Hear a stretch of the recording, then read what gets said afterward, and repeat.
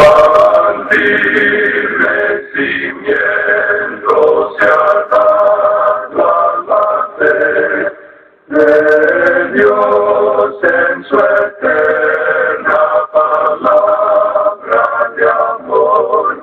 A partir de este momento le presentamos A través de la Biblia, un estudio libro por libro de toda la Biblia. Fueron diseñados por el Dr. J. Vernon McGee, destacado maestro y expositor de la Biblia.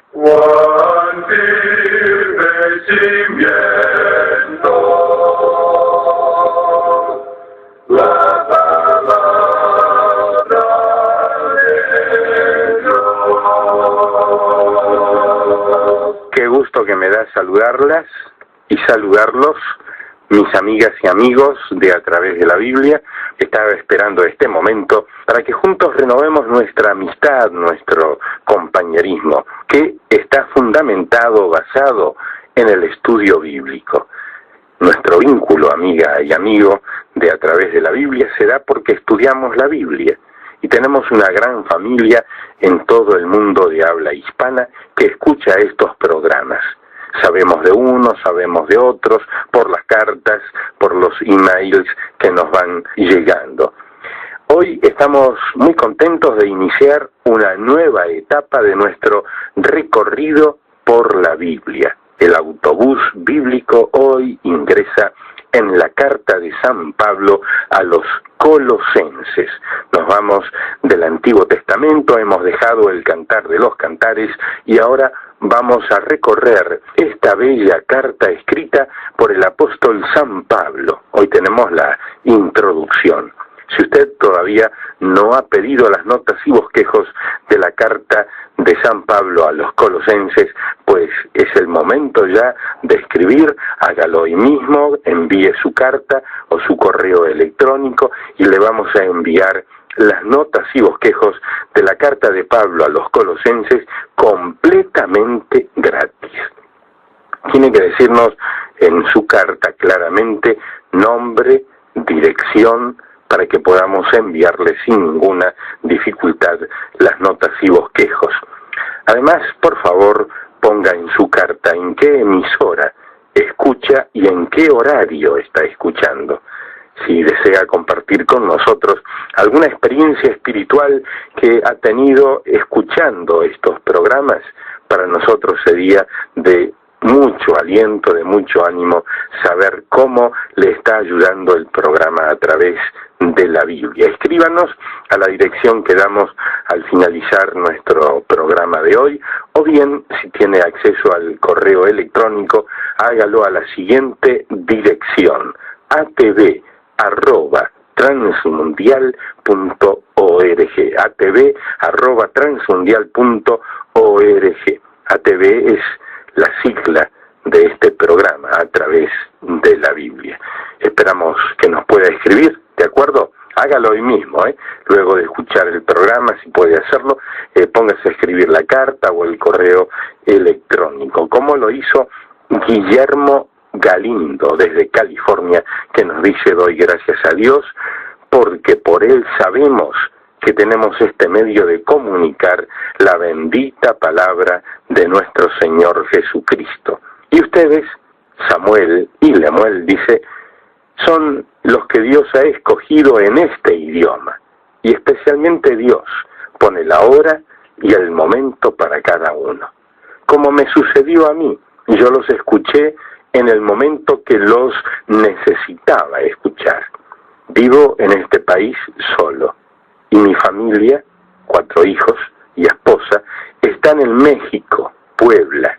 Al escucharlos, tengo ánimos de seguir adelante, como dice el apóstol Pablo, seguir la carrera propuesta. ¿Podrían obsequiarme las notas y bosquejos del libro que ahora vamos a estudiar? Se los agradecería. Que el Señor Todopoderoso bendiga a este país por la libertad de hablar de nuestro Salvador y a ustedes les guarde en su camino. Los escucho diariamente en Radio Nueva Vida 90.1. Gracias, Guillermo Galindo, que nos ha escrito desde California. son tiempos difíciles para muchas familias cuando tienen que separarse por razones laborales, como esta familia de Guillermo, viven los hijos y la esposa en México, Puebla, y él tiene que estar allí trabajando. Pero gracias a Dios que tiene la oportunidad de trabajar y de seguir adelante, como él mismo afirma, como usted mismo dice, Guillermo, a través de lo que menciona Pablo en una de sus cartas, seguir la carrera que nos hemos propuesto.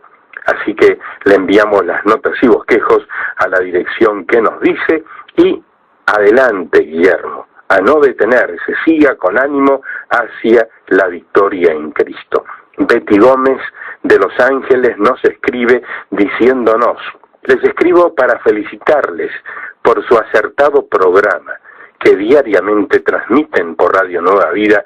Este programa me es de mucha ayuda espiritual, al igual que para toda su gran audiencia a través de todo el continente. Quiero compartirles lo siguiente. Semanas atrás, mientras los escuchaba, me identifiqué mucho con el programa y doy gracias a Dios por la bendición de poder saber que la palabra de Dios también es para mí. Gracias mil por su tiempo en leer esta carta. Vayan con esta mis sinceros deseos de que sigan adelante, que no se detengan con estos programas. Queridos hermanos, no desmayen en su labor. Y pido a Dios que, con el poder que Dios les da, ustedes continúen transmitiendo a través de la Biblia. Gracias, Betty Gómez, desde Los Ángeles, por su carta, por escucharnos, por estas palabras de ánimo, y es bueno saber que Dios la bendice. Vamos a orar. Señor, bendice tu palabra ahora, que llegue a nuestros oídos con toda la fuerza con que tú la inspiraste, y podamos, oh Dios, otra vez continuar adelante este camino de la vida cristiana. En el nombre de Jesús. Amén. Amigo oyente, al dar comienzo hoy al estudio de la epístola a los Colosenses, quisiéramos recordarle que, en primer lugar, esta es otra de las epístolas que el apóstol Pablo escribió cuando se encontraba en la prisión en Roma. Usted recordará que dijimos que el apóstol Pablo había escrito la carta a los Efesios en una prisión en Roma, y en ese mismo lugar él escribió la carta a los Filipenses, así como también la carta a los Colosenses. Y todavía nos falta considerar otra epístola bastante corta y una que es muy personal, y es la carta a Filemón. Aparentemente estas 4 cartas fueron llevadas de Roma por medio de 4 mensajeros. Eso tuvo lugar alrededor del año 62 después de Cristo. 4 hombres dejaron la ciudad de Roma sin ser observados y llevaban en sí estos valiosos documentos. Tíquico estaba llevando la epístola a los Efesios, a la ciudad de Éfeso, donde aparentemente él era el pastor o un líder en la iglesia. Epafrodito llevaba consigo la epístola a los Filipenses, ya que él era el pastor de la iglesia en ese lugar. Y Epafras llevaba la epístola a los Colosenses porque aparentemente él era un líder o pastor de esa iglesia. Y luego Onésimo llevaba la carta a Filemón, ya que éste era su dueño y él estaba regresando a él. Así es que tenemos que estas 4 epístolas están unidas y en ellas encontramos la anatomía de la Escritura. Tenemos, según nuestra opinión, en la carta a los Efesios, a la iglesia misma, lo que es el cuerpo de Cristo. En la carta a los Colosenses, que vamos a considerar de ahora en adelante, se le da énfasis a Cristo, quien es la cabeza de la iglesia. Y luego, en la epístola a Filemón, podemos observar a la iglesia andando aquí. Y allí tenemos entonces la experiencia cristiana. Entonces, en la epístola a Filemón podemos observar a la cristiandad en acción. Allí es donde podemos observar las cosas en el andar diario. Y uno puede observar allí que esto obraba en una sociedad pagana. Bueno, estos 4 documentos han sido llamados la anatomía de la cristiandad. Y estamos de acuerdo con eso. La llamaríamos la anatomía de la iglesia. Estos 4 libros pertenecen el uno con el otro. No creemos que haya 4 documentos más valiosos que estos. ¿Ha pensado usted alguna vez, amigo oyente, que si usted tuviera en sus manos hoy estos 4 documentos, de la manera en que Pablo los escribió, tal cual salieron de su mano, Usted probablemente podría obtener el precio que quisiera por ellos y usted tendría la riqueza de un rey. Bueno, nosotros consideramos el valor de esto no basado en el dinero contante y sonante, sino que el valor espiritual de estos libros no se puede calcular en términos humanos. A manera de introducción queremos decir varias cosas en cuanto al lugar al cual fue enviada esta carta, Colosas. Colosas se encuentra en la misma zona donde está la Odisea y donde también se puede ver a Hierápolis. Si usted tiene oportunidad de visitar ese lugar, puede ver las ruinas de la gran iglesia que estaba en la ciudad de Colosas. Uno no ve en realidad la iglesia, sino que puede observar las ruinas de la ciudad. No había edificios como tales en aquel tiempo, y sabemos que los creyentes se reunían en el hogar de Filemón. En esa zona existía una gran civilización y también una gran población. Era lo que se puede considerar una puerta, llamada la Puerta de Frigia. Era la puerta al oriente, al este. Y allí se reunía el este y el oeste. Y aquí es donde el Imperio Romano trataba de dominar al este y ponerlos bajo su poder. Era una ciudad fortificada, lo mismo que la Odisea, lo mismo que Filadelfia, Sardis, Tiatira y también como Pérgamo. Estas eran las grandes ciudades de defensa contra invasiones provenientes del oriente. Pero cuando uno llega a la época del período del apóstol Pablo, el peligro ya ha sido superado porque el Imperio Romano estaba en control de casi todo el mundo en esa época. Así es que estas personas se entregaron a un paganismo y a una gran inmoralidad en aquella época. Y la ciudad de Colosas era una ciudad típica de aquel día. Según los informes en existencia, Pablo nunca visitó esta ciudad. Ahora, ¿por qué no visitó Pablo ese lugar?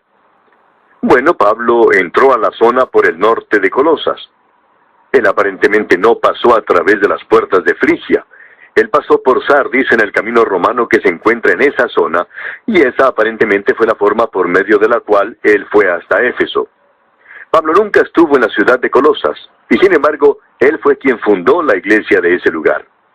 Ahora, este hombre, Epafras, aparentemente era el líder de esa iglesia, y bien puede haber sido el fundador directo de la misma. Pero fue Pablo quien fundó la iglesia de la misma manera en que fundó la iglesia en Roma.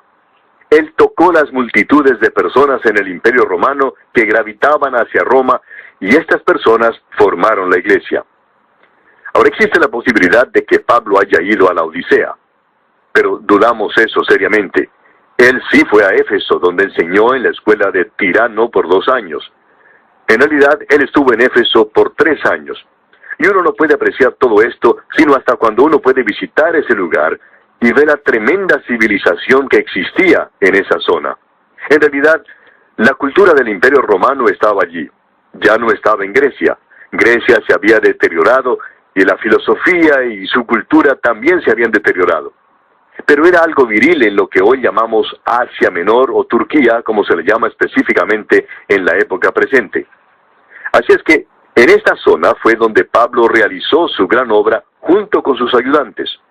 Con él se encontraban allí, por supuesto, Juan Marcos y Bernabé por cierto tiempo. Luego tuvo con él a Silas y también a Timoteo, y aparentemente otros de los apóstoles se unieron a él. Juan llegó a ser el pastor de la iglesia en Éfeso más adelante, y obviamente fue sepultado en esa zona. Bien, esta era una zona bastante grande, y también era una zona grande para el paganismo. Las religiones misteriosas se habían establecido allí.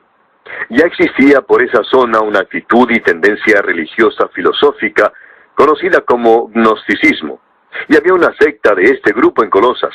Esta fue la primera herejía de la iglesia. Había varias formas de gnosticismo. La representada en Colosas era de los escenos, y existen 3 puntos de identificación. Ellos tenían un espíritu exclusivo. Ellos eran los aristócratas en la sabiduría. Ellos pensaban que ellos eran el pueblo. Ellos tenían el conocimiento en una botella y en sus manos tenían la tapa para la misma. Esa gente pensaba que tenía el monopolio de todo eso. Y como resultado encontramos que ellos se consideraban superiores en el conocimiento y que tenían que conocer más, por supuesto, que cualquiera de los apóstoles. Así es que Pablo presenta una advertencia en cuanto a esto en el primer capítulo de esta epístola a los Colosenses, versículo 28, donde dice: a quien anunciamos, amonestando a todo hombre y enseñando a todo hombre en toda sabiduría, a fin de presentar perfecto en Cristo Jesús a todo hombre. Ahora, la perfección no se encuentra en un culto o en esa clase de cosa. Se encuentra en realidad en el Señor Jesucristo. Y si nosotros tenemos sabiduría, la tenemos en Él. El segundo punto en cuanto a los gnósticos de esa zona, los esenos, es que ellos tenían dogmas especulativos en cuanto a la creación. Decían que Dios no creó en realidad el universo directamente, sino que Él creó a una criatura, quien a su vez creó otra criatura, y que esa criatura creó otra criatura, y que Cristo era una de las criaturas en esa larga serie de la creación. Y eso era lo que se conoció en la filosofía panteísta griega como demiurge. Quizá usted haya oído mencionar esto con anterioridad. Y luego existe otra señal que identifica a este grupo. Sus prácticas éticas eran el ascetismo. Ellos estaban influenciados por el estoicismo griego y también por un libertinaje sexual proveniente de los epicúreos griegos. Ellos eran también panteístas. Amigo oyente, siempre existe el peligro de que el cristianismo se congele en cierta forma. Tiene un ritual. Eso ha ocurrido en muchas zonas, en muchas iglesias. No es otra cosa, sino simplemente un rito o una forma. Y este es todo lo que uno hace. Luego, por otro lado, tenemos el otro exceso. Siempre existe el peligro de que se va a evaporar en una filosofía. Y todo lo que uno tiene entonces es nada más que una filosofía. Cierto hombre preguntó en una ocasión a un pastor, ¿qué teoría de inspiración mantiene usted? Y el pastor le respondió, no tenemos ninguna teoría de inspiración. Mantenemos simplemente que la palabra de Dios dice que es la revelación de Dios, y eso es lo que creemos. Y eso no es ninguna teoría. Ahora hay ciertas teorías de inspiración, y este es otro peligro. Existe el peligro de congelarse en cierta forma o estilo, y también el de que se evapore. Por un lado, tenemos a las iglesias ritualistas, y por otro lado, se encuentra el liberalismo, y eso ha llegado a ser nada más que una filosofía con esta gente. Usted recuerda que el Señor Jesucristo dijo, yo soy el agua de vida. Bueno, Él no dijo, yo soy el hielo de la vida. Ahora, el agua helada es muy buena, y hay muchas personas que gustan de un rito hermoso. Y si usted tiene algo que vaya con ese rito, está bien. Pero ese algo tiene que ser Cristo. Pero el rito es nada más que hielo, y debemos recordar que Él es el agua de vida. Y cuando uno calienta el agua, lo que obtiene es vapor. Y Él tampoco dijo, yo soy el vapor de la vida. Él es el agua de vida, y es el agua a la temperatura de la vida. No se congela, ni hierve tampoco, sino que es Cristo en usted la esperanza de gloria. Y ese es el andar en la calle donde usted vive. Y esperamos que no esté congelado ni que esté hirviendo. Esto es el traer a Cristo al mismo lugar donde vivimos. Allí es donde lo necesitamos hoy, y allí es donde lo queremos. Ahora siempre existe el peligro de tratar de agregar algo a Cristo, o el tratar de quitar algo de Él. Y la herejía más antigua es siempre la herejía más moderna, digamos de paso. El cristianismo no es un problema matemático de sumar y restar. El cristianismo, amigo oyente, es Cristo. Y como Pablo dirá más adelante en esta epístola que estamos comenzando hoy, porque en Él habita corporalmente toda la plenitud de la deidad. En Él mora o habita todo el pleroma, es decir, toda la plenitud. Usted recibe todo lo que necesita en Jesucristo, debemos decir de paso. Creemos que hay algo aquí que es muy importante para nosotros y que lo debemos notar. Permítanos presentar una cita de alguien que ha dicho algo sobre esta epístola. Se trata del Dr. Sandy. Él dice que en la carta a los Efesios, la iglesia es el objetivo principal, y que el pensamiento pasa o se mueve hacia arriba a Cristo como la cabeza de la iglesia. En la epístola a los Colosenses, Cristo es el objetivo principal, y que el pensamiento pasa hacia abajo a la iglesia como el cuerpo de Cristo. Y el pensamiento que domina en esta epístola es que Cristo domina todo. Él es todo lo que necesito, Él es todo.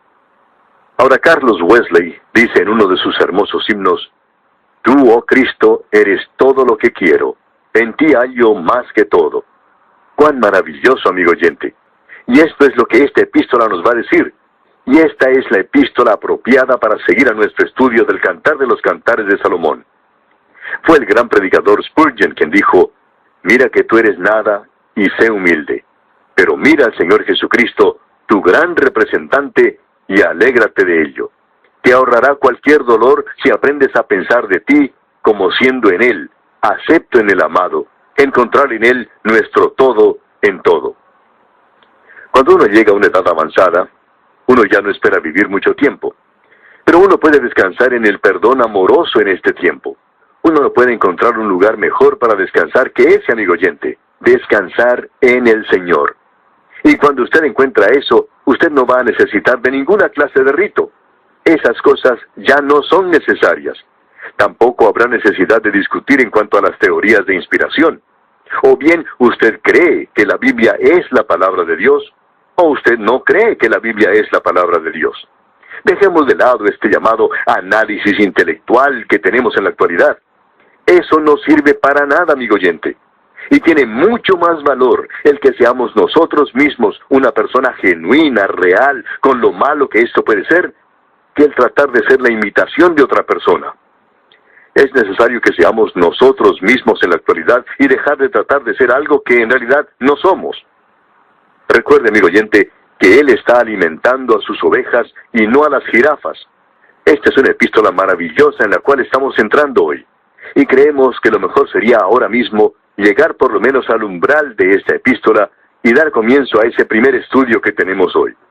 Quizá lo mejor sería que observáramos un poco el bosquejo de esta epístola. Esta epístola se divide, como lo hacen todas las epístolas de Pablo, en una sección que es doctrinal y una sección que es práctica. En la sección de doctrina tenemos los primeros 2 capítulos. En esa primera sección leemos que Cristo es la plenitud, el pléroma de Dios.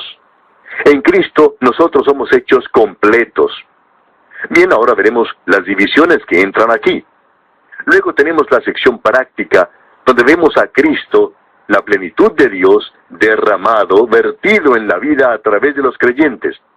Y aquí es donde nosotros necesitamos traer ese frasco de alabastro lleno de ungüento. Bien, observemos lo que dice la introducción de esta epístola, lo que comprende los primeros 8 versículos. Y en los primeros 2 versículos del capítulo 1 leemos: Pablo, apóstol de Jesucristo por la voluntad de Dios, y el hermano Timoteo, a los santos y fieles hermanos en Cristo que están en Colosas, gracia y paz sean a vosotros, de Dios nuestro Padre y del Señor Jesucristo. De seguro que usted reconoce que esta introducción es algo familiar. Ya la hemos visto en 2 o 3 oportunidades en las epístolas de Pablo. Él no se aparta mucho de eso. Sin embargo, necesitamos prestar atención a lo que aquí se dice en cada oportunidad en que la leamos. No vamos a entrar en mucho detalle. Pablo se llama a sí mismo apóstol de Jesucristo, y siempre dice, por la voluntad de Dios. Pablo, amigo oyente, estaba en la voluntad de Dios cuando él era un apóstol. Y la pregunta importante que nosotros nos debemos hacer hoy es, ¿estamos nosotros en la voluntad de Dios cuando estamos sirviendo a Cristo? ¿Está usted, amigo oyente, seguro que se encuentra en el lugar apropiado? ¿Está seguro que está haciendo la cosa apropiada? Creemos que cada creyente es llamado a actuar en el cuerpo de los creyentes, y es importante el actuar de la forma apropiada. Tenemos demasiadas personas haciendo cosas hoy que no deberían estar haciendo. Esas personas piensan, tengo que ocuparme en hacer algo similar a lo que el hermano fulano de tal está haciendo. Amigo oyente, con toda certeza que nuestros dones son distintos. Todos nosotros tenemos dones distintos. Y creemos que vamos a actuar, vamos a funcionar un poco diferente. Pero debemos estar actuando. Y es maravilloso poder ver que este hombre Pablo, es un apóstol por la voluntad de Dios. Fue Dios quien le hizo a él un apóstol. Ahora, ¿le puso Dios a usted, amigo oyente, en el lugar donde se encuentra?